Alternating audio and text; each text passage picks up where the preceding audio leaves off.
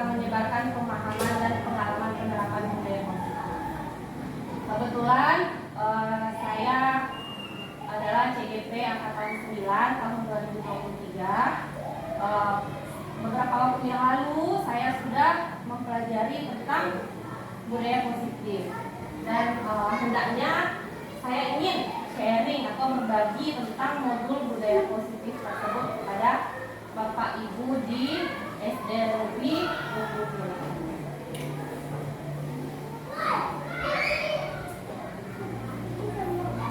Nah, selamat datang Bapak Guru, Bapak dan Ibu hebat. Mari kita belajar bersama, berkolaborasi.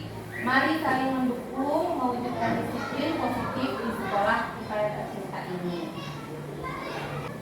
Nah, dari slide yang saya tayangkan ini, apakah Bapak dan Ibu setuju bila yang pertama, pemberian hukuman dapat mendisiplinkan siswa? Kemudian, apakah Bapak dan Ibu setuju bila pemberian hadiah dapat meningkatkan prestasi siswa?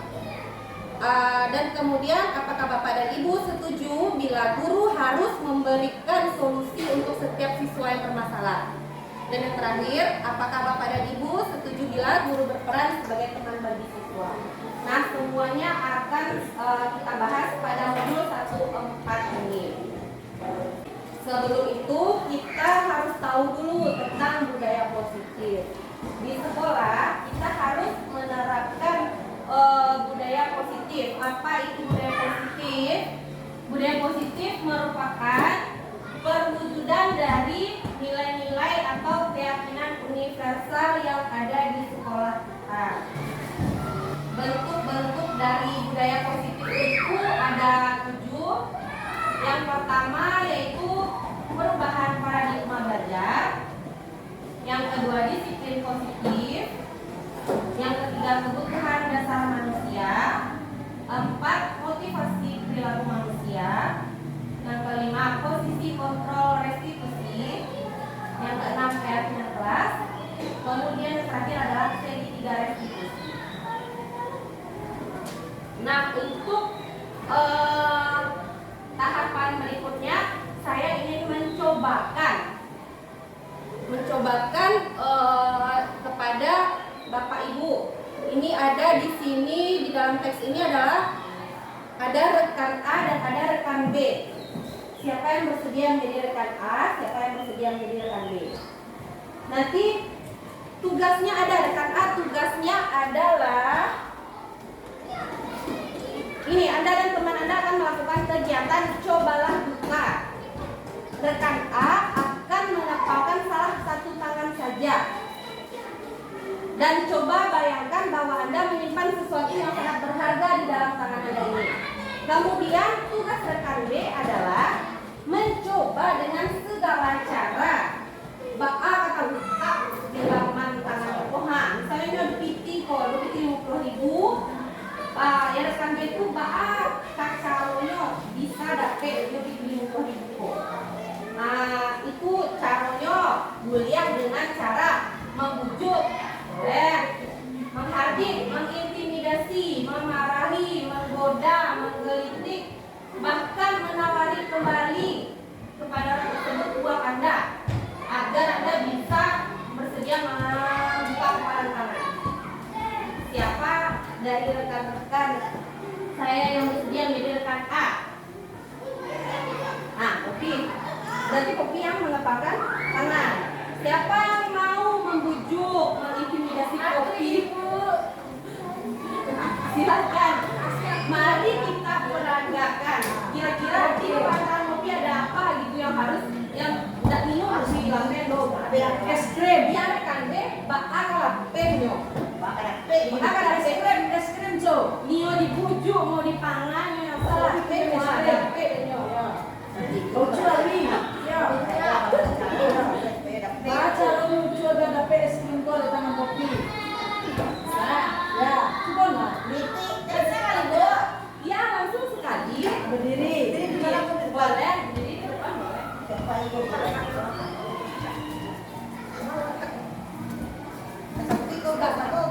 Lucu sebagai siswa lucu.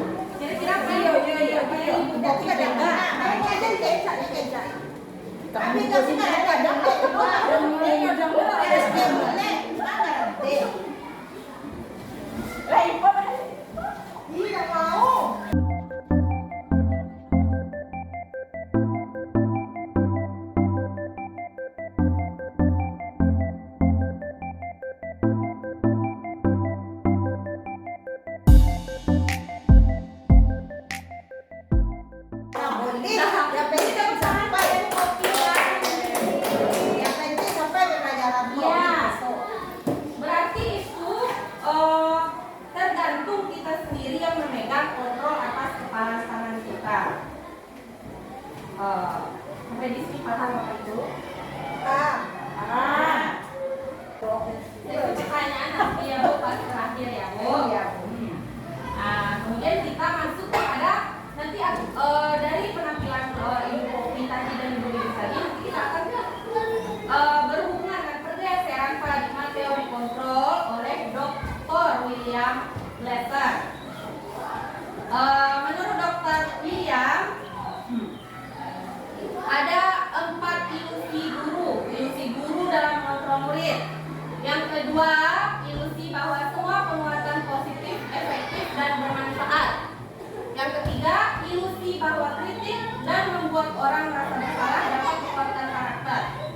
Yang keempat, ilusi bahwa orang dewasa memiliki hak untuk memaksa. Nah, ilusi guru mengontrol murid ini Bapak Ibu menyatakan ini teori kontrol nih. Kalau teori kontrol itu semua perilaku itu memiliki tujuan, dan kita sebagai guru banyak terjadi di pendidikan ini, pasti kita berpikir kalau kita adalah kontrol dari murid kita. Itu dia ilusi guru mengontrol murid. Tapi pada dasarnya kita tidak boleh tidak memaksa murid untuk berbuat sesuatu. Sekarang ini murid lebih boleh untuk memilih, lebih kebebasan. Kalau ilusi penguatan positif, efektif, dan bermanfaat itu nama lainnya adalah bujukan. Segala usaha untuk mempengaruhi murid agar mengulangi suatu perilaku tertentu merupakan suatu usaha untuk mengontrol murid tersebut dalam bentuk bujukan. Kalau yang nomor 2, ilusi bahwa semua penguatan positif, efektif, dan bermanfaat itu dalam bentuk bujukan. Kalau ilusi bahwa kritik dapat membuat orang merasa bersalah, itu adalah menggunakan kritik dan rasa bersalah untuk mengontrol murid menuju pada identitas yang gagal. Kenapa? Karena mereka akan merasa dirinya buruk kalau awak kritik yo, pasti yo awak besok dulu awak nak salah sih awak nak. Nah, pada slide ini terhubung dari slide pertama, yaitu bagaimana seseorang bisa berubah dari paradigma stimulus respon tadi kepada pendekatan teori kontrol. Bapak Ibu dapat melihat di depan stimulus respon. Pada stimulus respon, kita mencoba mengubah orang agar berpandangan sama dengan kita. Tetapi pada teori kontrol atau pilihan, kita berarti memberikan pilihan kepada orang tersebut. Jadi sikap kita di sini adalah kita harus berusaha memahami pandangan orang lain tentang dunia. Jadi kita lebih ke berempati ya. Pada stimulus respon yang kedua itu perilaku buruk dilihat sebagai suatu kesalahan. Kalau di teori kontrol atau pilihan, semua perilaku itu memiliki tujuan. Dan itu yang salah. Misalnya anak tuh menurut awak dia salah, di posisinya tahu deh menurut ini hal itu salah. Ini melakukan itu bisa jadi ada tujuan. Jadi yang ketiga, stimulus respon yang ketiga itu orang lain bisa mengontrol saya. Tetapi di teori kontrol hanya diri kita sendiri yang bisa mengontrol diri kita. Contohnya seperti buku tadi yang mengatakan kalau nyo kontrol kontrol misalnya, buka lah. Kalau yang kontrol diri rendah akan tidak dibuka. Nah, kemudian di stimulus respon yang keempat, menurut awak saya bisa mengontrol orang lain, tapi harusnya di teori kontrol dikatakan awak Anda tidak bisa mengontrol orang lain. Karena orang lain itu yang akan mengontrol diri sendiri. Kemudian yang kelima, pemaksaan ada pada saat bujukan gagal. Kalaulah dipaksa tadi, awalnya bukunya dibujuk, akhirnya tidak bisa dibujuk, akhirnya dipaksa dalam berbagai cara. Tetapi harusnya pada teori kontrol harus dikolaborasikan, biar dia si buku pilihan. Kamu buka tangannya nanti berikan pilihan kepadamu. Tapi tak Bu, pada paksa lagi stimulus respon kurang ada kontrol itu dia bunuh bawasnya. Ini pemaksaan ancaman. Kemudian kalau stimulus respon, dia model berpikir, ada yang menang, ada yang kalah. Kalau di teori kontrol atau pilihan, model berpikirnya adalah menang-menang, win-win, sama-sama menang. Ya. Nah, untuk menciptakan budaya positif di sekolah kita ini, kita pertama sekali harus menerapkan disiplin positif terlebih dahulu. Apa itu disiplin positif? Disiplin positif ini adalah salah satu cara penerapan disiplin yang bertujuan untuk menumbuhkan kesadaran serta memberdayakan anak untuk melakukan sesuatu tanpa sogokan, tanpa ancaman maupun tekanan. Contohnya, mungkin ya Putri kalau pelajari modul koma banyak rasanya salah. Misalkan, kenapa kamu telah datang? Nanti kalau kamu telah datang, nanti diberikan yang luar dari kita. Sebenarnya itu tidak boleh, itu bukan disiplin yang positif. Itu sudah mengancam memberikan hukuman. Berani lewat kok. Iya, ada sampai mak. Tidak awak sih dok. Guru-guru sebenarnya CGP begitu, merasa berdosa, merasa bersalah, karena kurangnya menerapkan disiplin positif di sekolah. Nah, bagaimana caranya Bu? Caranya nanti akan kita pelajari nanti Bu. Masih banyak lagi ya. Nah, disiplin positif itu harus berlandaskan dengan nilai-nilai kebajikan universal yang ada pada profil pelajar Pancasila. Nah, siapa yang bisa menyanyikan apa namanya? Lagu profil pelajar Pancasila. Sama-sama Bu. Sama aja. Udah bisa semuanya? Ya. Nah, ayo kita belajar Ibu, nggak ada speaker, mari kita bersama-sama bernyanyi. Ini Bu. Duduk aja boleh, pimpin aja sama Bu. Oke? Nah, cepat. Boleh? Ya, nanti itu. Awak berani Bu, awak pasti. Kopi, pimpin minum kopi lagu profil pelajar Pancasila. 1, 2, 3. Pelajar Pancasila beriman dan bertakwa pada Tuhan Yang Esa dan berakhlak mulia, berkebinekaan global, gotong royong mandiri, kreatif dan bernalar kritis. Nah, terima kasih Bu Kopi. Yang mana Kopi? Profil pelajar Pancasila ini ada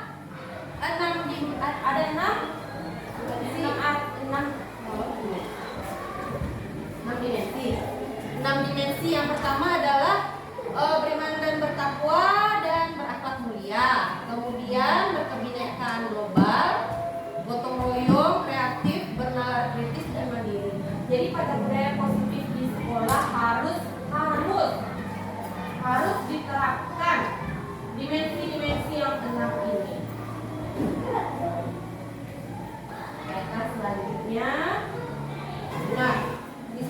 motivasi perilaku dari manusia. Yang pertama yaitu menghindari ketidaknyamanan atau hukuman. Di sini siswa melakukan disiplin, dia disiplin, tapi karena takut dihukum, dia disiplin. Ini merupakan motivasi ekstrinsik. Contohnya, saya mau datang ke sekolah jam 7. Kenapa? Di beko, apa beko, pakai hormat bendera beko. Itu masih motivasi dari ekstrinsik dari luar. Motivasi yang berlandaskan menghindari ketidaknyamanan atau hukuman. Kemudian yang kedua, motivasi untuk mendapatkan imbalan atau penghargaan. Di sini murid melakukan disiplin diri karena ia ingin mendapatkan imbalan. Misalkan, Ibu Kopi bisa memberikan contoh?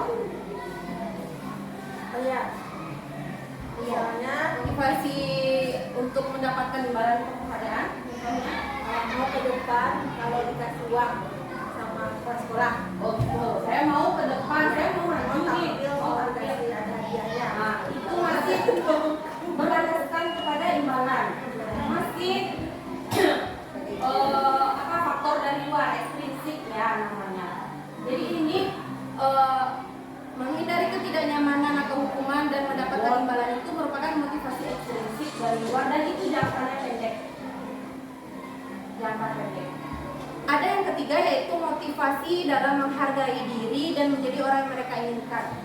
Mereka mau disiplin karena sadar akan kebajikan dirinya, karena mereka sadar akan diri mereka.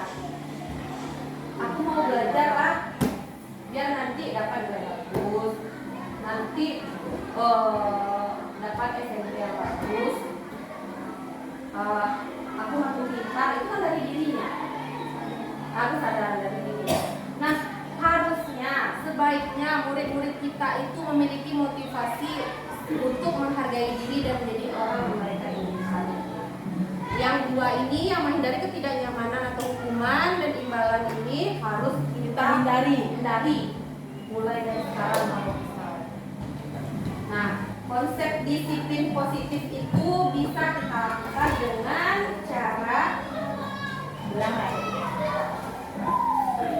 cara pendekatan restitusi. Apa itu restitusi? Restitusi itu merupakan proses menciptakan kondisi bagi murid untuk memperbaiki kesalahan mereka sehingga mereka bisa kembali pada kelompok mereka dengan karakter yang lebih kuat. Itu menurut Gosen tahun 2004.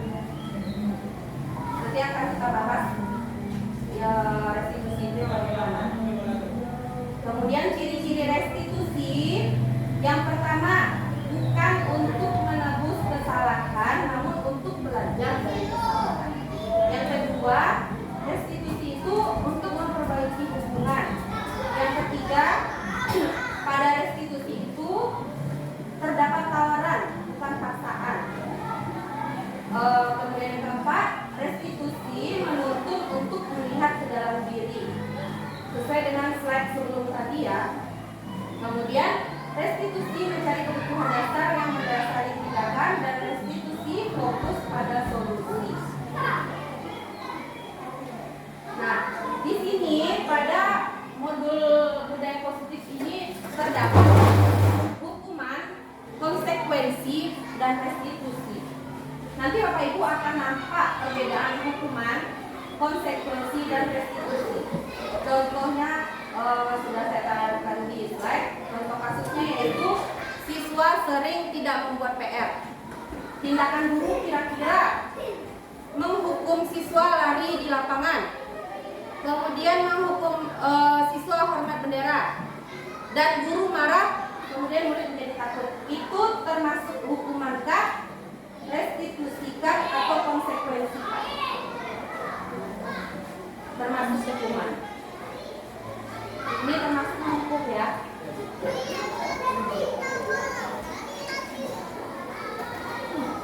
Di sini kasus siswa sering tidak membuat PR, guru memberikan konsekuensi mengerjakan PR 3 kali Kemudian guru tegas dan siswa menghormati peraturan. Ini termasuk konsekuensi atau restitusi.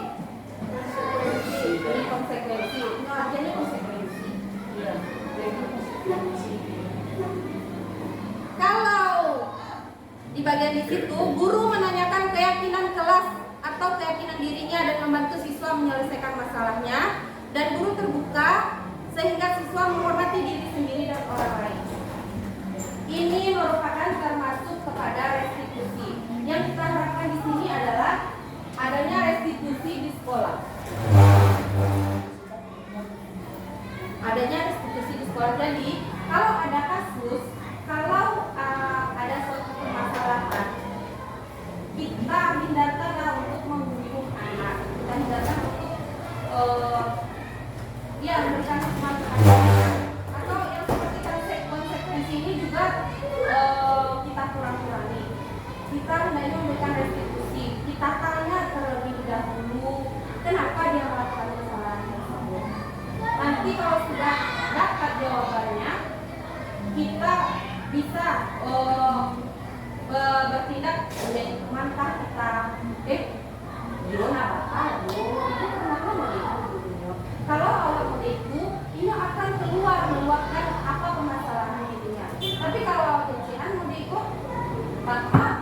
bak aku digadung ke kawanku, bak katakan itu, otomatis diri mereka akan dia besok untuk besoknya akan mencoba untuk belajar berbohong lain seterusnya. Ada kamu buat PR nak? Ada bu.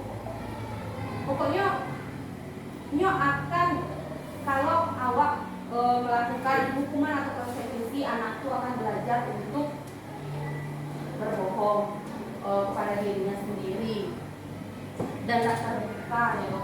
Jadi diharapkanlah di sekolah kita ini langkah-langkah untuk mengatasi masalah pada murid itu dengan menggunakan restitusi. Nanti ada segitiga restitusi, ada 3 langkah segitiga restitusi dalam menghadapi kasus-kasus pada anak.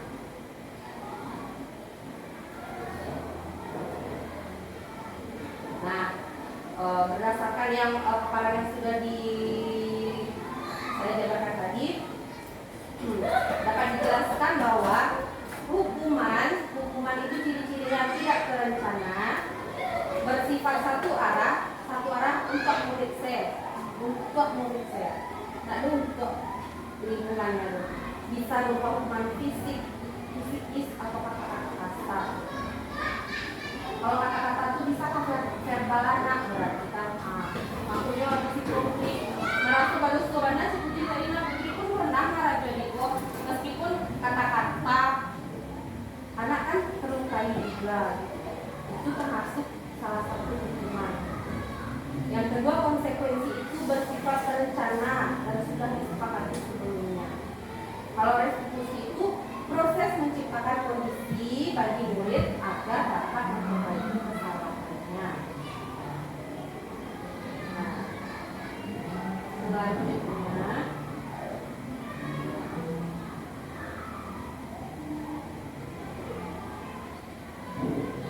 kita masuk kepada keyakinan kelas. Kenapa sih keyakinan kelas? Kenapa bukan peraturan kelas? Pak Il bisa menjawab Pak Il?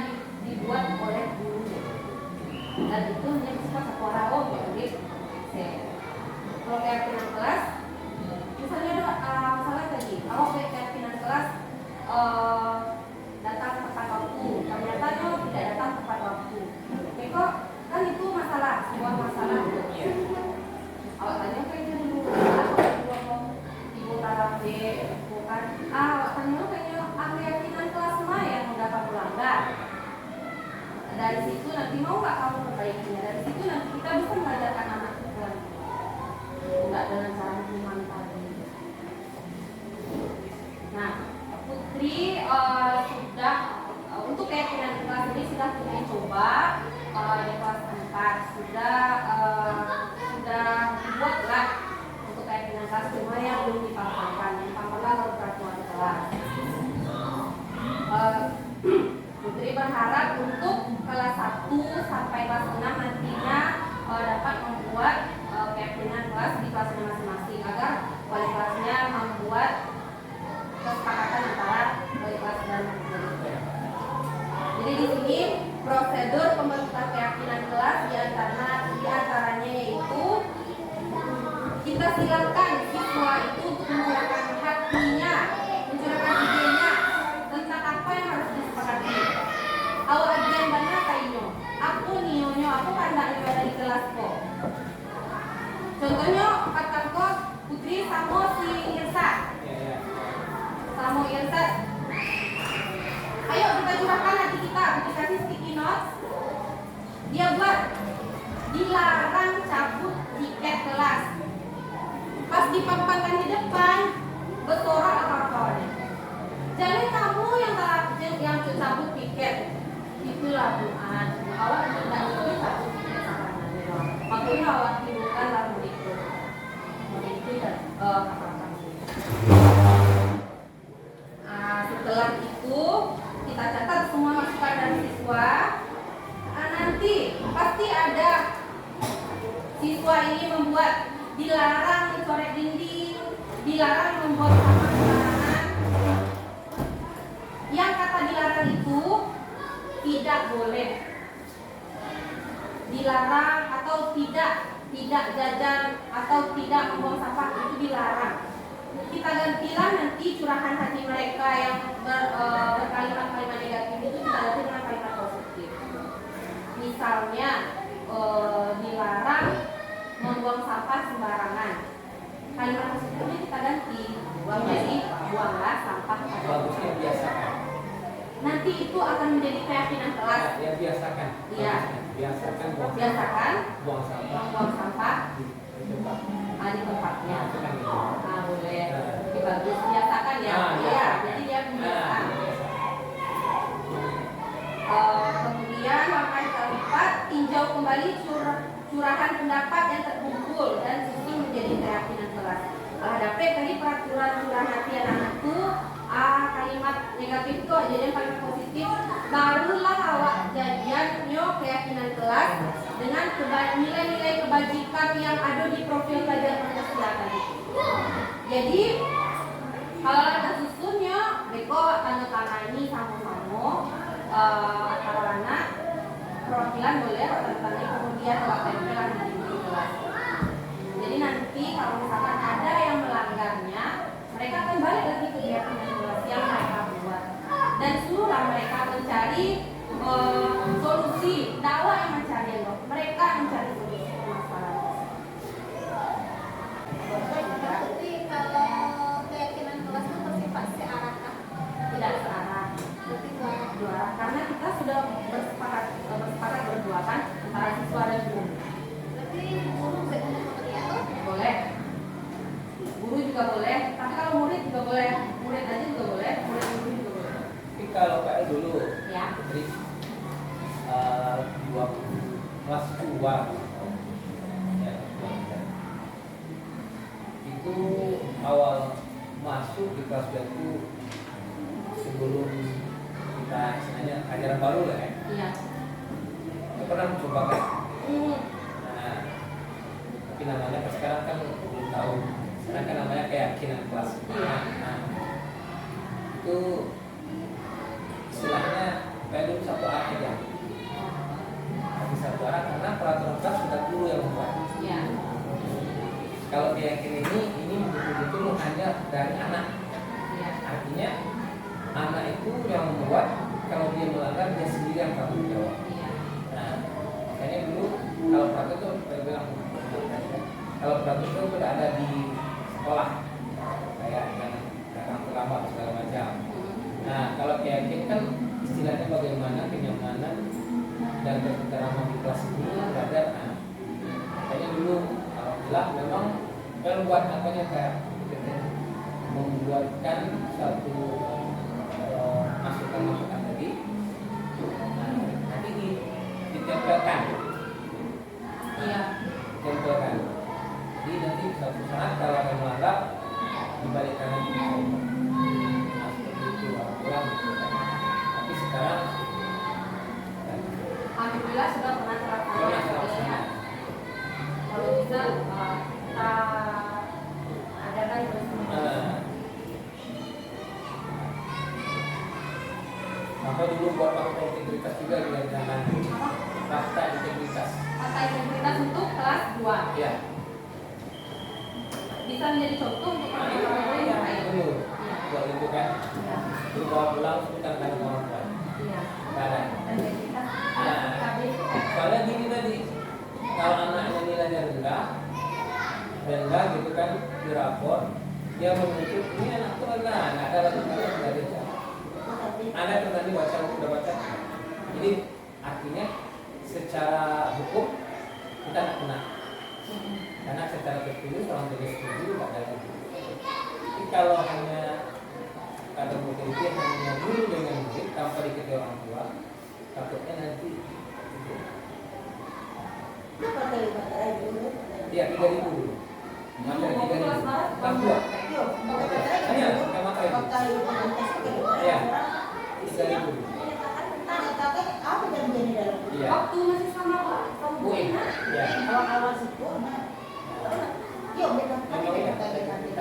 aku pernah sih. Ya. Baru-baru pakai Iya, baru-baru ini 3.000. pernah sih. Ini simpan dulu.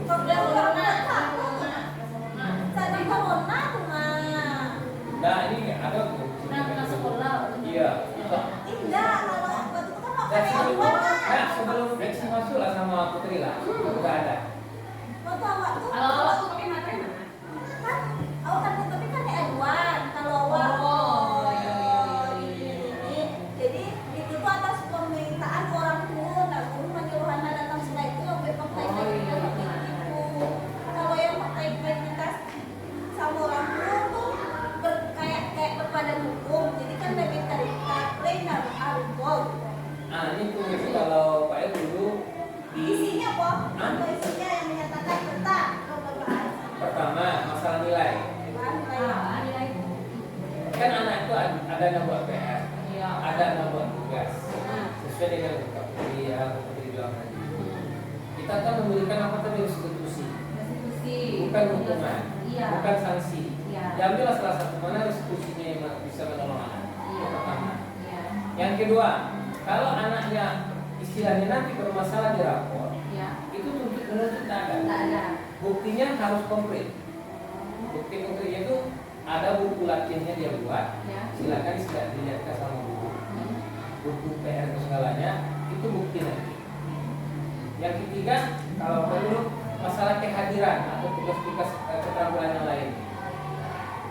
Letak enggak? Istilahnya 75% atau 70% anak itu cukup tidak? Kalau saya nanya nanti anak ini tinggal, ini bahan bagi. Tidak ada istilahnya menuntut yang tiga itu poinnya ada sama anak. Tapi kalau nggak ada, kita Ada tertulis. Itu pun disampaikan sama anak. Setuju nggak kamu? Istilahnya pertama ini kayak masalah yang dulu kan ada guru yang salahkan.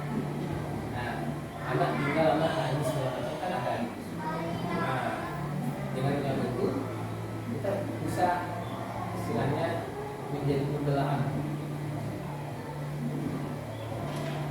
Jadi akhirnya ada uji keuntungannya untuk kita dan kebaikannya untuk win-win tadinya. nah, itu pun tergantung kita lah. Mau membuat dia seperti itu atau hanya kata tadi hanya terlampir di dunia saja. Kenapa terhenti Pak Yul? Pertama masuk corona. Hmm? Corona datang. Hmm. Nah, itulah. Nah,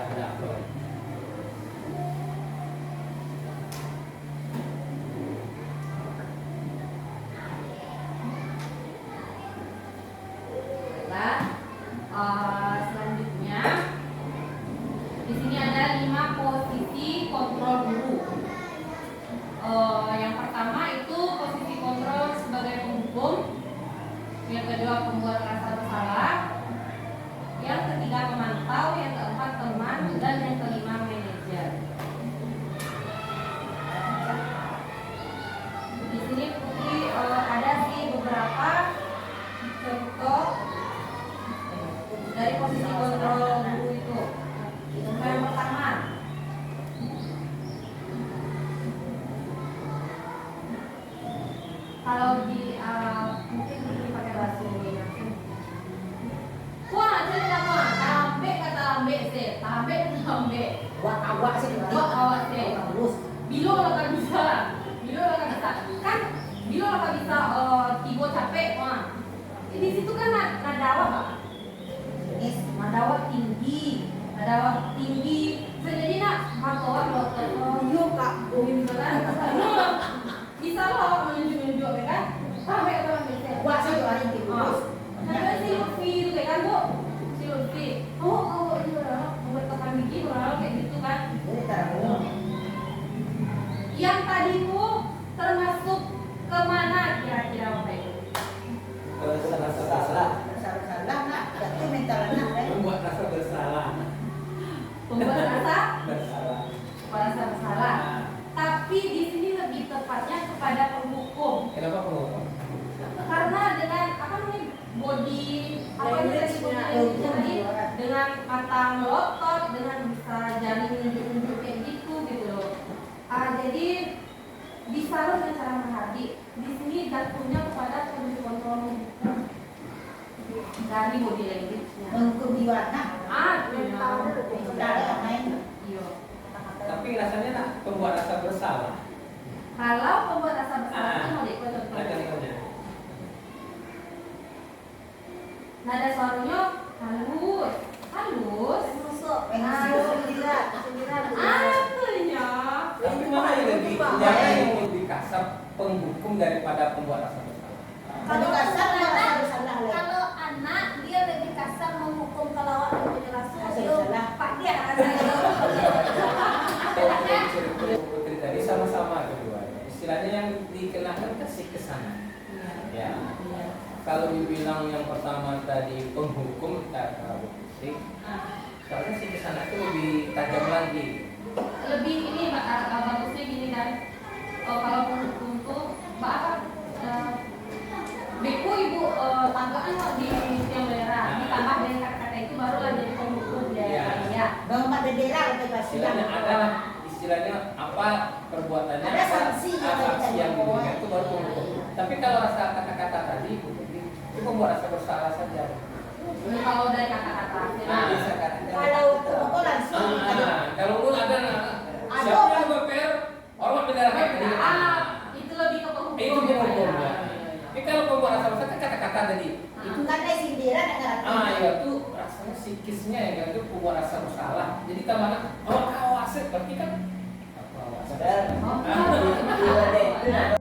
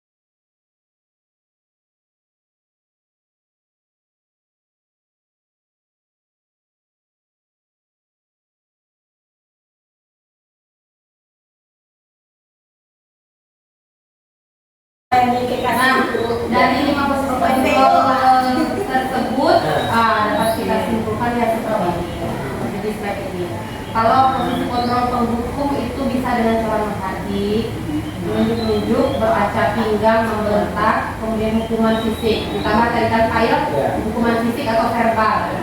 Fisik bisa yang seperti sama bendera atau hukuman verbal pakai kata-kata. Dampaknya apabila kita menjadi posisi kontrol penghukum ini, anak menjadi pendendam, dendam bersama Allah. Suyo. Mungkin pacar ini saya kau Kemudian dampak yang kedua, akhirnya dari poinnya dong. Tidak berak enak. Itu atau mata pelajaran tertentu kalau di SMP kan pakai mata pelajaran. Yuk, bu tuh dong. Ayo, dia ibu dong. Itu dampaknya kalau ya bawa mana mau jadi coba cabut. Coba cabut bidang itu. Banyak tuh bu. Kemudian yang membuat rasa bersalah, ciri-cirinya tuh suaranya lembut, gitu. Namun dia menyalahkan siswa. Nah, yang kedua, guru menyatakan kesalahan pada siswa dan guru menderita. Langsung saja ke dampaknya. Pertanyaan memang, kenapa guru menyatakan kesalahan pada siswa dan guru penderita? Apa sih? Ayo, apa menderita? Saya yang salah. Guru Nggak mungkin salah, pasti ada. Indah, kayak Jadi gitu. siswa menderita gitu. Indah, kayak playing victim itu aja dia terasa tersakiti padahal orang salah. Oh gitu. Nah, pembenaran. Iya. Padahal orang tua jadi Dan ada lucunya tuh ya. Oh, yuk. Siapa mau mengajarin anak dengan kata-kata, bapak guru lah menderita. Yang benar kata-kata siapa? merasa bersalah. Iya, Yang benar kata-kata siapa? Iya. Aku kan bisa dikeluarkan. Kadang kan Kepikiran gitu kan. Oh, iya, Kita iya. menyesal sama Iya. itu yo, Betul. bawa bla bla bla. Tapi kan guru itu rasa Iya, salah. Oh, tahu perasaan itu. itu malah jadi Lalu malah kan. Karena rasa bersalah tuh guru menderita jadinya Iya, gitu mungkin. Di sana, pas aku lewatnya diam situ deh. Itu menderita sudah Itu menderita. Tapi tak mulai. Ayah maaf. Yang menderitanya kan gitu.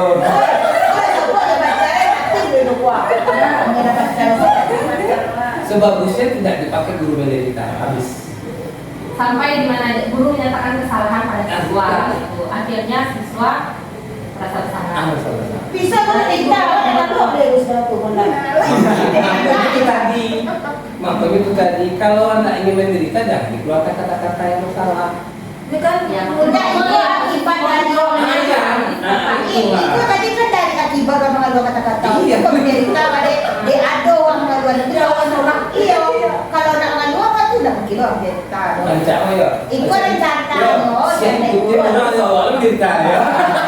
Nak kan Ikutin dulu. Ya, ya, ini memang tak putih. Ini memang menderita.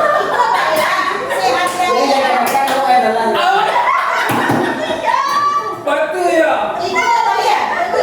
Artinya pembenaran itu tak ada orang ini.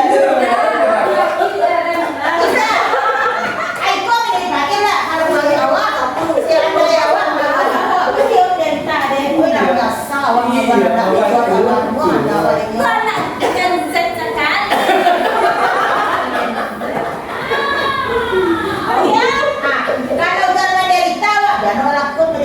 Ah ya, makanya ini berdampak kan. Dampaknya siswa merasa bersalah dan anak tuh menjadi rendah diri dan narik diri jadinya. Untuk gurunya mana? Untuk gurunya mana?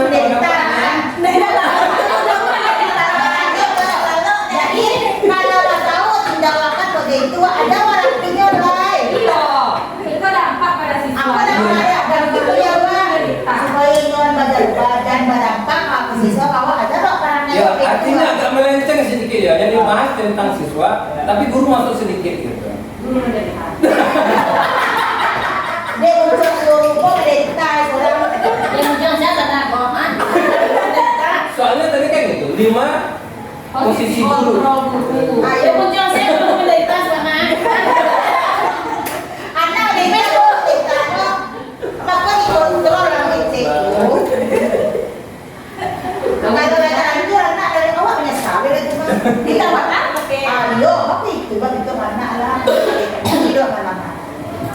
Kemudian posisi kontrol ketiga yaitu sebagai teman.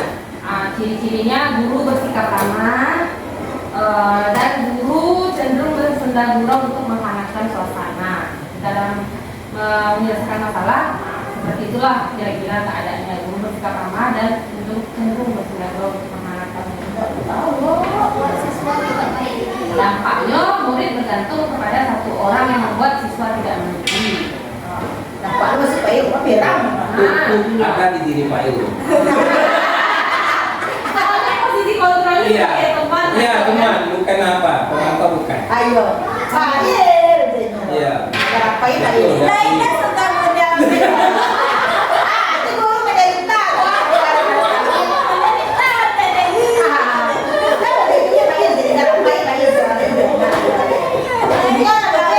Kemudian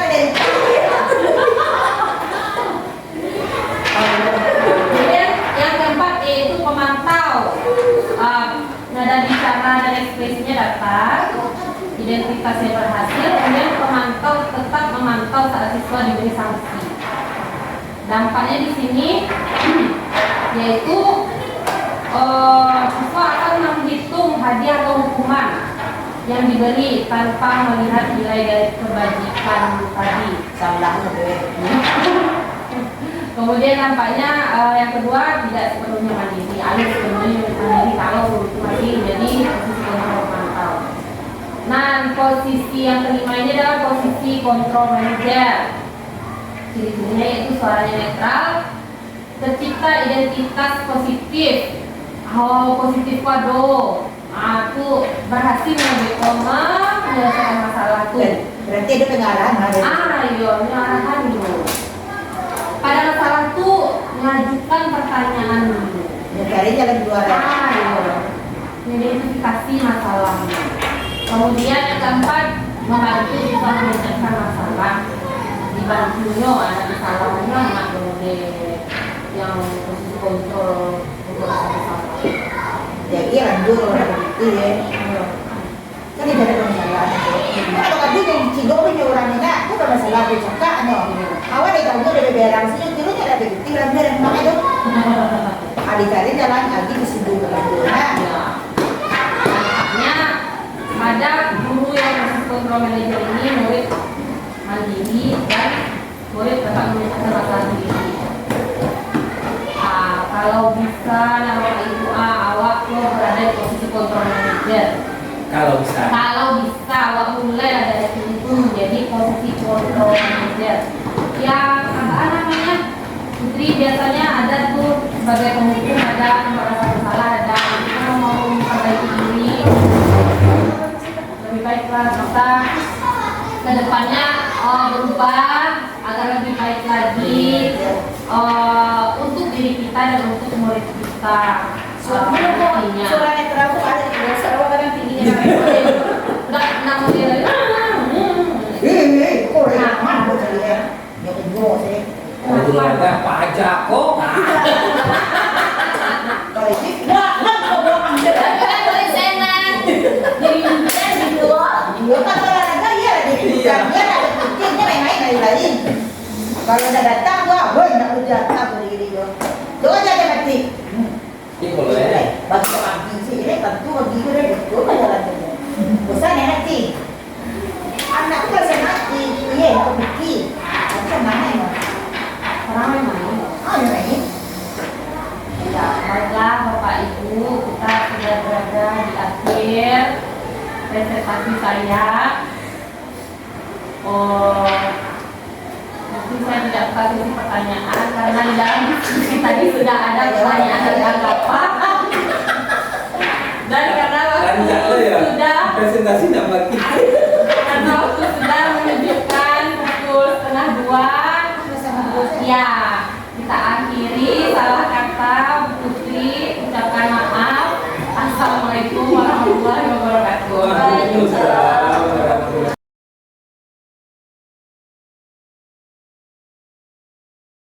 Yang di depan itu apa? Peraturan? Peraturan bukan. Coba peraturan kelas 4. Kalau peraturan itu merupakan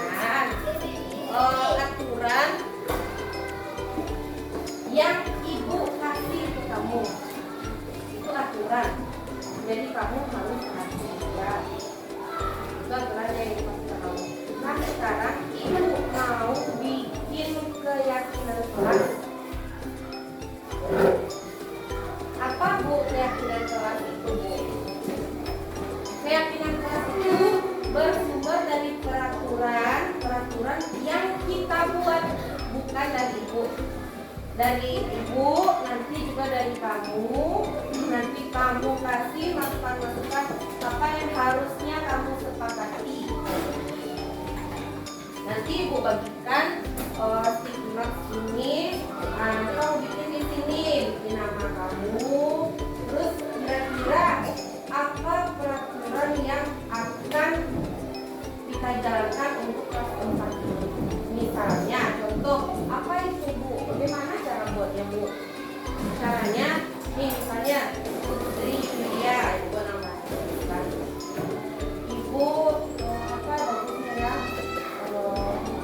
Dilarang membuang sampah sembarangan. Itu kalau menurut ibu. Atau dilarang menyimpan sampah di dalam laci. Nah, itu dari ibu misalnya. Kamu kan ada berapa nih? 30 tuh beda-beda pula. Nah, itu dia nanti kalau sudah selesai ibu nanti kita sepakati. Nanti muncullah dia keyakinan kelas. Oke? Paham? Nah,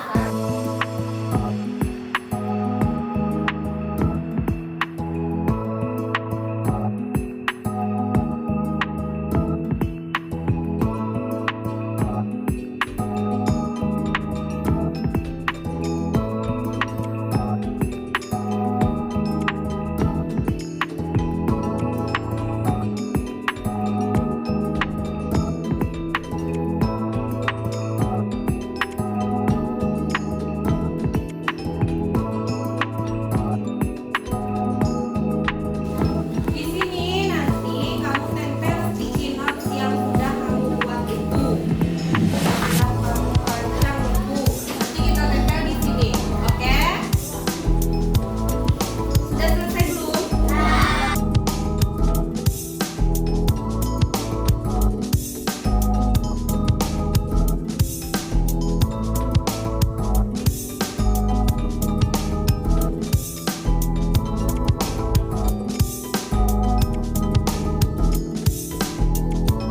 Ada beberapa ya. Ibu bacakan dari yang pertama. Dilarang berlari di kelas. Dilarang berlari di kelas.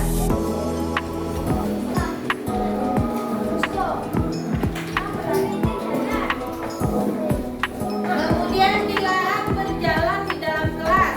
Hampir sama.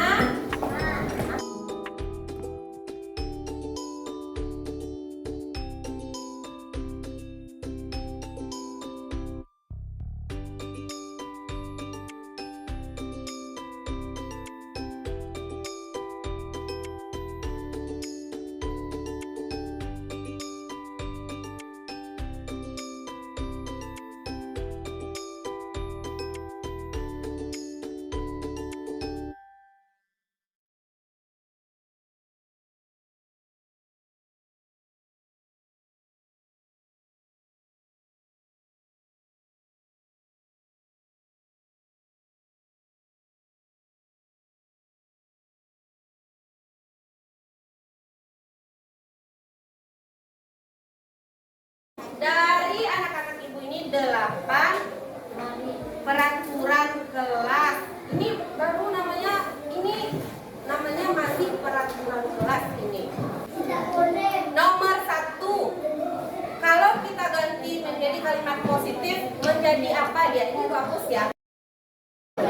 Kalau dilarang berlari atau berjalan di kelas, kalimat positifnya apa? Tidak boleh masih negatif, tidak boleh. Itu negatif juga tuh. Dilarang itu negatif juga. Kita ganti ke kalimat positif ya. Dilarang berlari, berjalan di kelas. Kalau dilarang berlari, kita harusnya bagaimana? Duduk tenang ketika menerima pelajaran. Ini dia kalimat positifnya.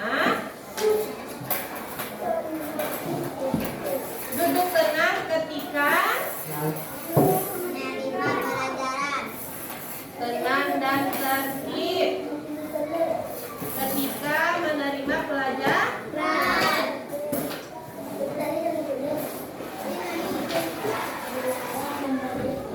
Yang nomor 2 coba kamu.